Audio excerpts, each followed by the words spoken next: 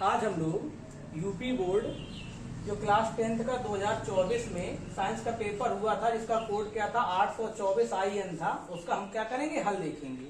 देखिए इसमें भाग एक में जो भौतिक विज्ञान है उसका पहला क्वेश्चन है कि कह रहा 10 सेंटीमीटर फोकस दूरी पर एक उत्तल लेंस एक वस्तु के बराबर आकार का वास्तविक प्रतिबिंब बनता है, वस्तु और इसके प्रतिबिंब के बीच की दूरी होती है। देखिए जब बराबर आकार का उत्तल दर्पण में प्रतिबिंब कब बनता है, जब हमारी जो वस्तु होती है उत्तल दर्पण के फोकस दूरी के दुगने पर रखी हुई, यानी ये F1 है, F1 का दुगना ही होता है 2F1।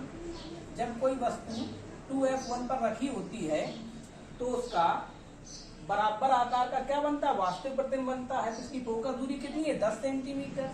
फोकस दूरी का दुगना कितना हो जाएगा, 20 सेंटीमीटर। तो यानी जो हमारी वस्तु कहाँ रखी होगी, इसका आंसर हो जाएगा 20 सेंटीमीटर।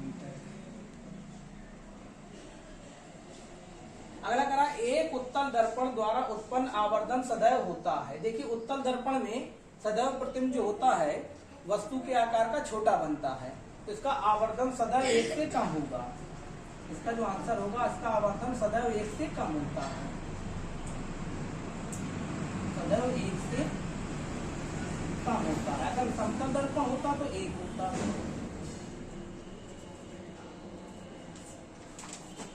कह रहा है एक अभिसारी लेंस की फोकस दूरी 20 सेंटीमीटर लेंस की क्षमता। अभिसारी लेंस को हम बोलते हैं उत्तल लेंस। तो फोकस दूरी कितनी दी गई है, 20 सेंटीमीटर।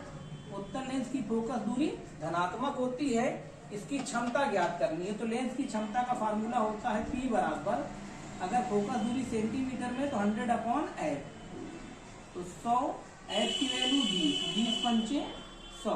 फोकस दूरी धनात्मक, इसका मात्रक होता है डायोप्टर, तो आ जाएगा 5 डायोप्टर। देखिए अगला सवाल कह रहा है कि जब एक श्वेत प्रकाश किरण किसी त्रिकोणीय कांच के प्रिज्म की सतह पर गिरती है तो यह प्रिज्म से निर्गत होने वाले अलग अलग विचलन से विभिन्न रंगों में विभाजित हो जाती है। किस रंग के लिए विचलन न्यूनतम होता है? तो जब भी विचलन न्यूनतम होगा तो हमारे लाल रंग के लिए विचलन क्या होता है, न्यूनतम होता है। अगर इसी में अधिकतम पूछता तो बैगनी रंग का। देखिए अगला सवाल कह रहा किसी पदार्थ के L लंबाई तथा एक परिच्छेद क्षेत्रफल के तार का प्रतिरोध कितना है, 4 ओम है। इसी पदार्थ के अन्य तार की लंबाई कितनी कर दी हमने, 2L कर दी, तथा परिच्छेद क्षेत्रफल कितना कर दिया, तो उसका प्रतिरोध हमें ज्ञात करना है। तो देखिए इसको लगा लेते हैं।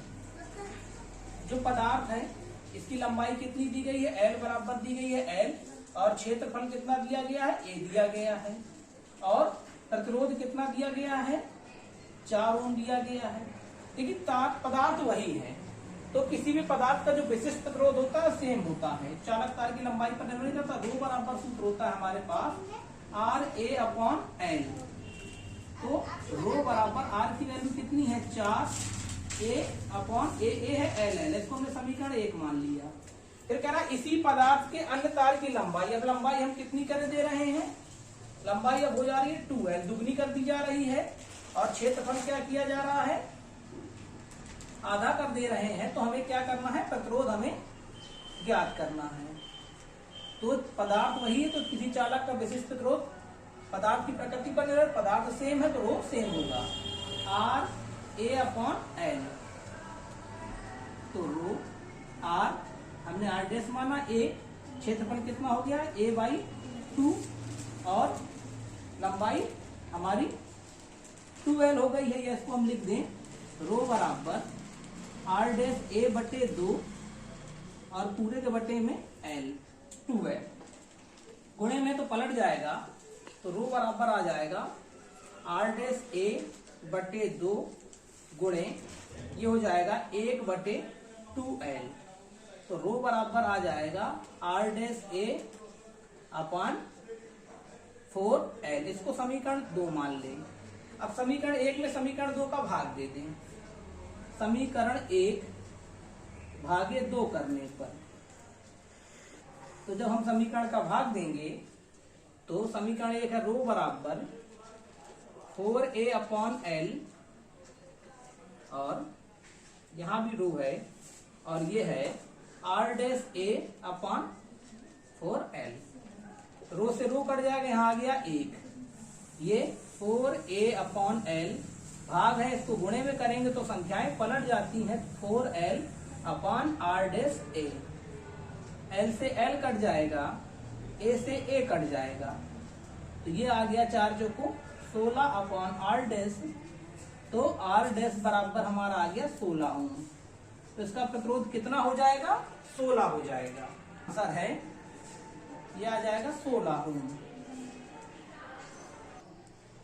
देखिए कह रहा छठा, निम्नलिखित में से कौन किसी परिपथ में वैद्युत शक्ति को प्रदर्शित नहीं करता है? तो देखिए इसमें 4 विकल्प थे। वैद्युत शक्ति यानी P बराबर सूत्र होता है, एक होता है VI, P बराबर VI, और ओम का नियम होता है V बराबर IR। अगर V को विलोप करेंगे तो P बराबर I²R, ये भी फार्मूला होता है। अगर हम I को विलोप करेंगे तो बन जाएगा P बराबर V²/R, अर्थात ये 3 फार्मूले जो होते हैं ये विद्युत शक्ति के। तो कह रहा कौन नहीं, तो इसका जो विकल्प दिया गया है इसमें IR², ये इसका नहीं होगा। IR², ये विद्युत शक्ति को प्रदर्शित नहीं करता, I²R करता है, ना कि IR²। कह रहा किसी धारावाही चालक के कारण उसमें R दूरी पर स्थित किसी विद्युत पर जो चुंबकीय क्षेत्र होता है वो दूरी के वर्ग के क्या होता है? व्युत्क्रमानुपाती होता है। वर्ग के क्या होगा? व्युत्क्रमानुपाती होगा।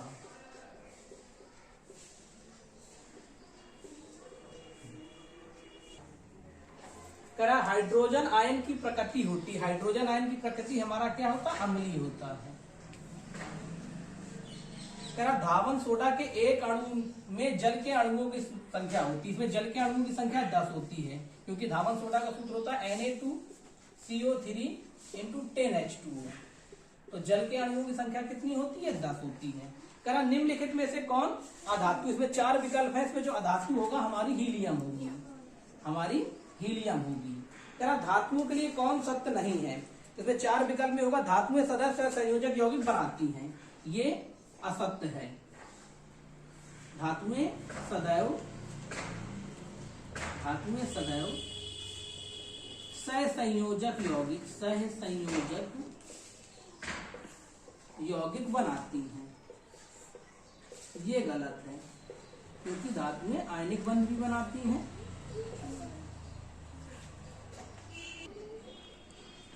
अगला कह रहा है प्लास्टर ऑफ पेरिस की जल से अभिक्रिया कराने पर बनता है। प्लास्टर ऑफ पेरिस की हम जल से क्रिया करा देते हैं तो हमारा क्या बनता है? जिप्सम बनता है। कह रहा है एथेनॉल को सोडियम से अभिक्रिया कराने पर प्राप्त होती है। इसमें जो विकल्प है इसमें हमारा हाइड्रोजन गैस क्या होती है? प्राप्त होती है। देखिए बायोलॉजी पोर्शन में कह रहा है मानव में लिंग गुणसूत्रों की संख्या होती है। मानव में लिंग गुणसूत्रों की संख्या 2 होती है, एक X और एक Y। अगला कह रहा है शरीर के बाहर से ऑक्सीजन को ग्रहण करा तथा कोशिकीय आवश्यकता के अनुसार खास स्रोत में विघटन को कहते हैं, क्या कहते हैं? श्वसन कहते हैं। कह रहा मस्तिष्क का मुख्य सोचने वाला भाग कहलाता है अग्र मस्तिष्क, कहलाता है अग्र मस्तिष्क। कह रहा निम्नलिखित पौधों में से किसका पुष्प एक लिंगी होता है? 4 विकल्प दिए, इसमें जो पपीता होता है वो हमारा क्या होता है? एक लिंगी होता है। पपीता मक्का हो गए। एक कोशी स्तर पर उत्पन्न कार्बनिक पदार्थ कितने अगले कोशी जाती है? 10% का नियम है ये, तो कितनी जाती है? 10%। कह रहा पौधों में प्रकाश संश्लेषण का जो उत्पाद होता है क्या बनता है? ग्लूकोज बनता है,